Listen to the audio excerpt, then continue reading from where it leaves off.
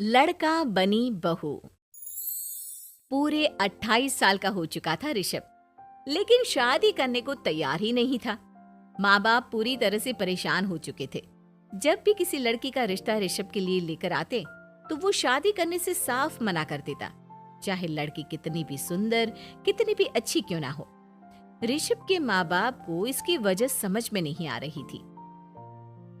अरे ऋषभ बेटा, अच्छी खासी नौकरी लग गई है, दिखता भी इतना अच्छा है, आखिर बात क्या है, तुझे शादी क्यों नहीं करनी?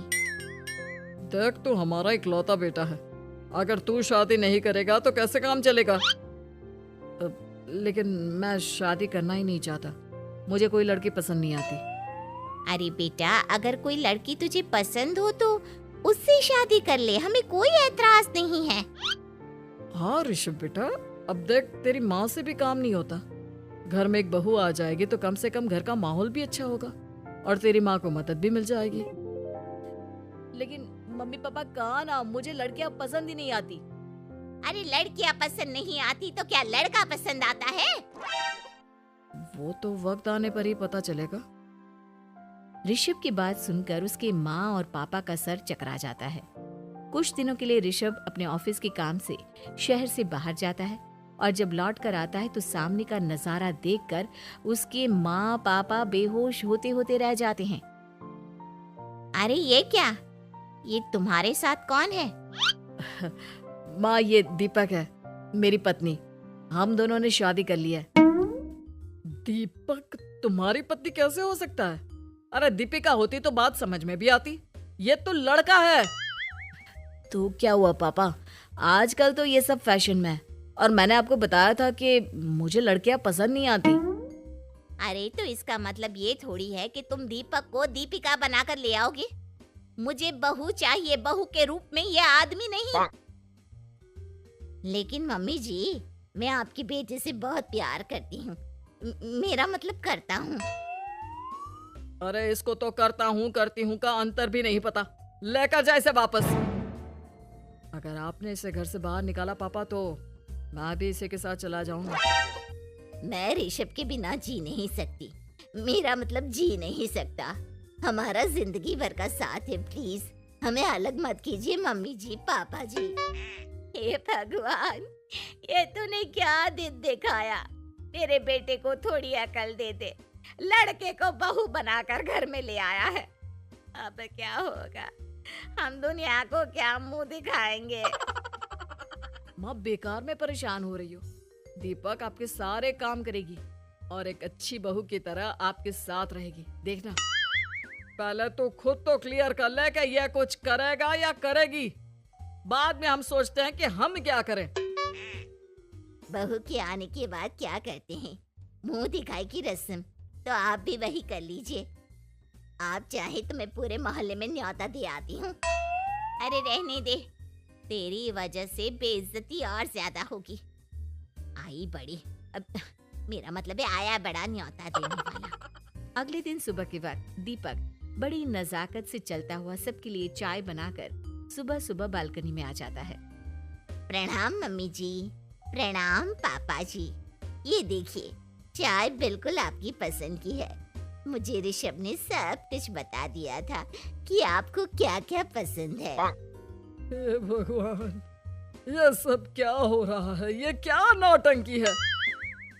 नौटंकी कहाँ है? माँ देखिए तो, मेरा दीपक आपका कितना ख्याल रख रहा है। लाओ, अब जो भी है, जैसे भी है, चाय पियेंगे ही सही। थोड़ी देर के बाद, वैसे दीपक, चाय तो तुमने बहुत अच्छी बनाई है, चलो कुछ तो अच्छा हुआ। अगले दिन, अजी सुनते हैं, आज पैरों में बड़ा दर्द हो रहा है, लग रहा है घुटनों में फिर से कुछ न कुछ प्रॉब्लम हो रही है। डॉक्टर ने वो दवाई दी थी, उसकी मालिश करो ना अपने घुटनों पर, आराम मिल जाएगा। वो क्या है ना, खुद के हाथों से ठीक से मालिश नहीं हो पाती। अरे मम्मी जी, आपको परेशान होने की क्या जरूरत है, मैं हूँ ना, लाइए मैं आपके पैरों पर मालिश कर देता हूँ, मेरा मतलब कर देती हूँ। अरे रहने दे, रहने दे, घर में बहू होती तो सेवा करती, यहाँ तो आदमी बहू बनकर बैठा हुआ है। मम्मी जी नाराज मत होइए, एक बार मुझे मौका तो दीजिए आपकी सेवा करने का। अच्छा ठीक है, ये ले दवाई लगा दे। दीपक बहुत अच्छे तरीके से घुटनों की मालिश करता है। थोड़ी देर के बाद इतना आराम मिल रहा है क्या बताऊं, ऐसा लग रहा है मेरे घुटनों में कभी तकलीफ थी ही नहीं। लगता है तुम्हारी लड़का बनी हुई बहू तुम्हें पसंद आने लगी है। ऐसा कुछ भी नहीं है, वो तो बस इतने अच्छे से मालिश की इसलिए मैंने इसकी तारीफ कर दी। मम्मी जी पापा जी आपस में लड़ाई नहीं करते। अच्छा आप ये बताइए शाम के खाने में क्या खाएंगे? पनीर, दाल मखनी, पुलाव, कुछ भी स्पेशल बता दीजिए। अरे भाई ये सारी चीजें मुझे तो खाने में बहुत ही पसंद है। तुम क्या कोई औरत हो जो पनीर दाल मखनी बनाओगी? हाँ, अरे लड़का हो तो लड़के की तरह बिहेव किया करो ना। भले ही मैं लड़का हूँ तो क्या हुआ, अब तो मैं ऋषभ की पत्नी और आपके घर की बहू हूँ, तो मुझे उसी तरह से रहना पड़ेगा ना। अच्छा ठीक है, जो तुम्हें पसंद है बना लो। आदमी रसोई में खाना बनाते हुए कैसे लगते हैं, जरा मैं भी तो देखूं। शाम को दीपक सबके लिए अच्छा सा खाना बनाकर डाइनिंग टेबल पर लगा देता है।